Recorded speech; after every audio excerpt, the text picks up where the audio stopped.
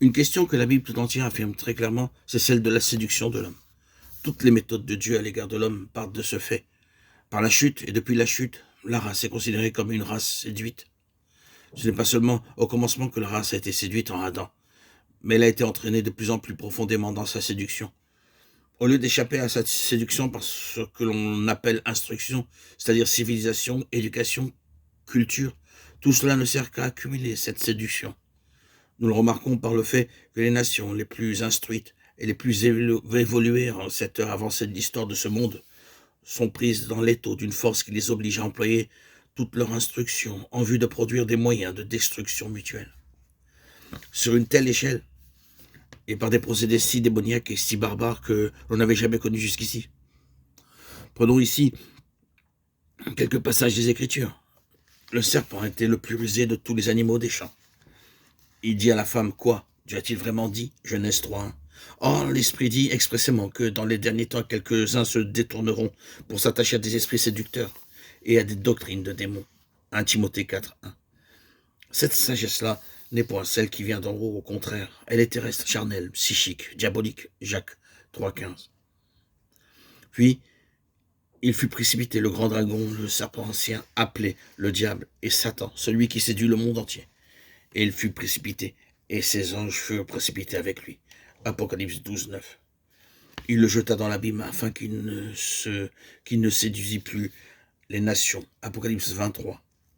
Le diable qui les séduisait fut jeté dans les temps de feu. Apocalypse 20:10. Dans ces passages, Satan nous est montré comme le séducteur, premièrement de la femme, et finalement de toute la terre habitée. La séduction a été sa première méthode, et la séduction a été le cœur même de la chute. L'homme est désormais par nature une créature séduite. La séduction est séduction, et ceux qui auront été séduits n'auront jamais conscience avant d'être éclairés ou délivrés. C'est comme une maladie. Il existe des formes de maladies mentales qui amènent ceux qui en souffrent à croire certaines choses qui paraissent ridicules et impossibles aux esprits bien portants. Il est inutile de discuter avec eux, et fut-il d'essayer de les convaincre de l'erreur de leurs idées.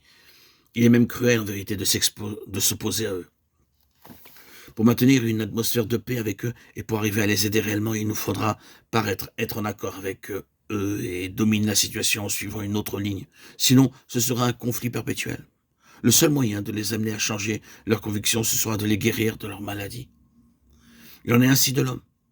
Il croit beaucoup de choses, à son propre sujet quant à son pouvoir, à ses facultés, à sa destinée, au sujet de Dieu et au sujet du monde, qui ne sont pas vraies. Il prend certaines choses pour d'autres, mais il ne peut pas voir qu'il est séduit. Il est inutile de présenter des objets qui sont des réalités devant un aveugle, et de lui dire de les voir, et il est ridicule d'être surpris ou contrarié, parce qu'il ne les voit pas. Ainsi, les Écritures nous disent, l'homme naturel, psychique, n'accueille point les choses qui sont de l'Esprit de Dieu. Il ne peut les comprendre. 1 Corinthiens 2:14. Et encore, le Dieu de ce siècle a aveuglé l'esprit des incrédules. 2 Corinthiens 4:4.